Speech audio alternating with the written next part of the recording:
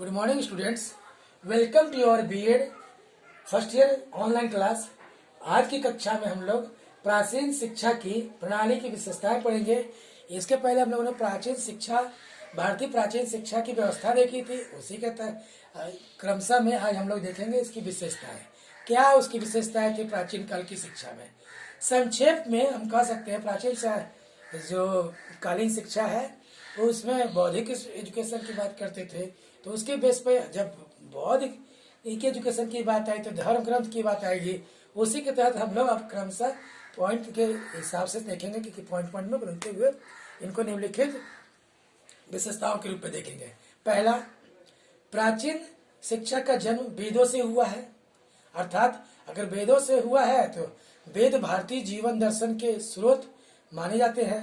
इस काल में ऋग्वेद शिक्षा व्यवस्था की प्रधानता थी। जो लाया गया था इसमें वैदिक कालीन एजुकेशन था। दूसरा, व्यक्तियों का दृष्टिकोण भौतिक न होकर अध्यात्म था, मतलब पूजा पाठ पर ज्यादा था।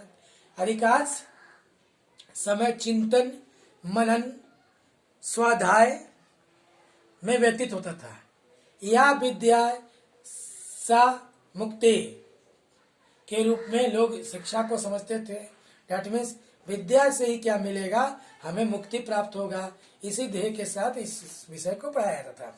तीसरा, भारतीय संस्कृति पूर्ण रूपेण से धार्मिक भावनाओं से ओतप्रोत थी। इसमें जो शिक्षा थी वो क्या थी, धार्मिक शिक्षाओं की भावनाओं को लोगों के लिए लाया गया था। चौथा, शिक्षा के संबंध में उनका दृष्टिकोण बड़ा व्यापक तथा विशाल था और मोक्ष की प्राप्ति के लिए जीवन का परम लक्ष्य होता था कि मोक्ष किस प्रकार मिलेगा, अध्यात्म के हिसाब से हमें आत्मसंतुष्टि होगी और उसमें क्या है, मोक्ष कैसे मिलेगा। फिर था पांचवा पॉइंट था, शिक्षा की प्राप्ति गुरुकुलों तथा आश्रमों के शुद्ध एवं सुरमन्य क्या कहते हैं लुभावने वातावरण में होते थे। सदा जीवन उच्च विचार की भावना के साथ छात्र के चारित्रिक विकास पर विशेष बल दिया जाता था या विशेष ध्यान दिया जाता था। इसमें चरित्र निर्माण की बात होती थी। सादा जीवन और उच्च विचार को रखा जाता था। खान पान सात्विक होता था। लोगों के लिए सुविचारों की भावनाएं होती थी, एक दूसरे में जो प्रेम की भावनाओं का ज्यादा ओतप्रोत था।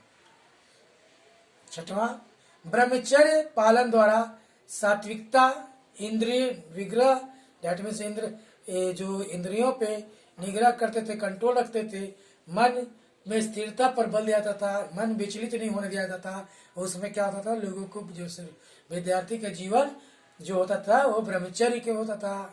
कभी भी गलत बातों के बारे में विचार करते भी नहीं थे। शिक्षा निःशुल्क थी और विद्यार्थी जीवन आदर्श जीवन था।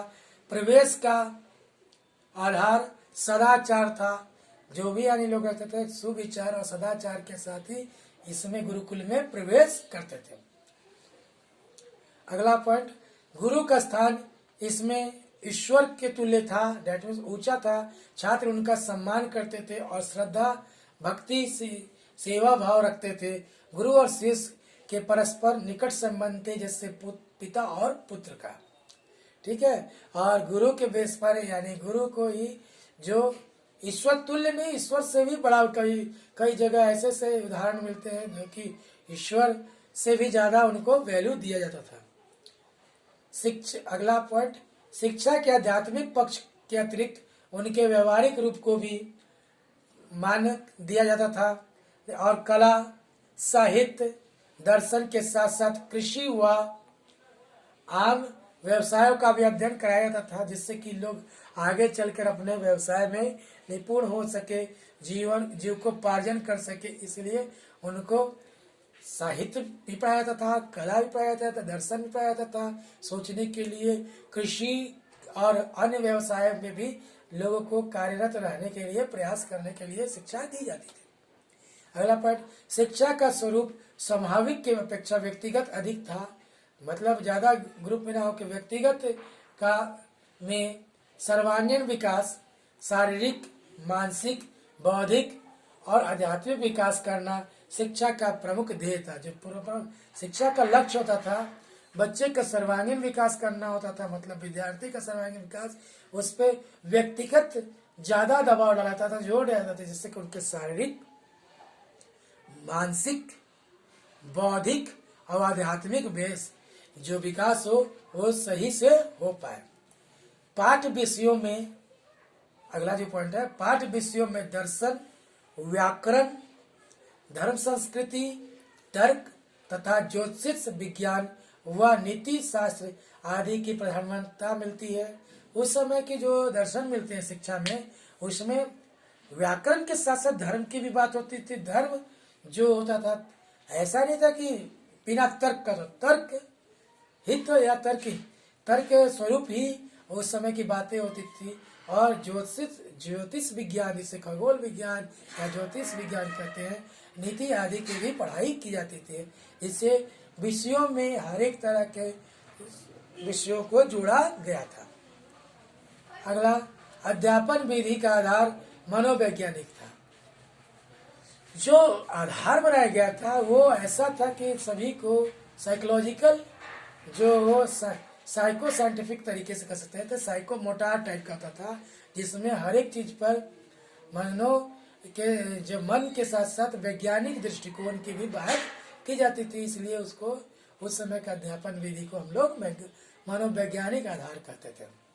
अगला, समाज की में नारी का स्थान बहुत ऊंचा था। उस समय औरतों को भी सम्मान की दृष्टि से देखा जाता था।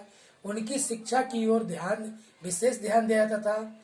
उन्हें आदर की दृष्टि से देखा जाता था। बहुत सारे ऐसे उदाहरण हैं वैदिक काल में, इसमें पढ़ाई में भी देखा गया है। कुछ लड़कियों को, स्त्रियों को देवी स्वरूप माना गया है, और इतना ज्यादा स्थान आज के युग में भी नहीं मानते हैं। व्यक्तियों में जाति पाति का कोई भेद नहीं था। सभी वर्ग के छात्र समान रूप से शिक्षा प्राप्त करने के अधिकारी थे। सभी को बराबर का अधिकार दिया गया था। किसी को ये नहीं कहा जाता था कि छोटा है चाहे बड़ा है। इसका एग्जाम्पल में, जो गुरुकुल प्रथा में, आप चाहे राम भगवान के दर्शन में जाए, चाहे आप कृष्ण दर्शन में जाए, इसके एग्जाम्पल में कृष्ण के जो मित्र थे वो सुदामा थे, वो दीन ब्राह्मण बालक थे। उसी प्रकार राम युगीन में भी देखेंगे कि कुछ चीजों को दिखाया गया था कि वशिष्ठ के आश्रम में सभी जो थे एक साथ पढ़ा करते थे, एक ही तरह से स्थान, एक ही जगह रहते थे, कुटिया में ही उन लोग का दिनचर्या चलता था। इस काल में उद्योग, कला, कौशल और चिकित्सा शास्त्र को भी पर्याप्त प्रगति हुई। उस समय जो बहुत सारे संहिताएं लिखी गई, जो कि बाद में मेडिकल साइंस के लिए बहुत आगे बढ़ा, उसको भी इसमें देखा गया था। तो विशेषताओं को एक ससरी निगाह से हम देखते हैं। उस समय का जो व्यवस्थाएं थी वो शिक्षा में कैसी पाई गई थी। जीवन दर्शन जो था वेद से ओतप्रोत था। उस समय धार्मिक भावनाओं से ओतप्रोत था, संस्कृति से, धार्मिक भावनाओं से थे। उस समय जो है सात्विकता की बात करते थे, आदर्श जीवन की बात करते थे, यहाँ तक कि धर्म संस्कृति की जो बात करते थे, तर्क सहित बात करते थे, ज्योतिष विज्ञान की बात होती थी। स्त्रियों को भी एक उच्च स्थान दिया गया था। इसी के साथ हम विशेषताओं को विराम रखते हैं। कल की कक्षा में हम लोग पढ़ेंगे प्राचीन शिक्षा के उद्देश्य। धन्यवाद।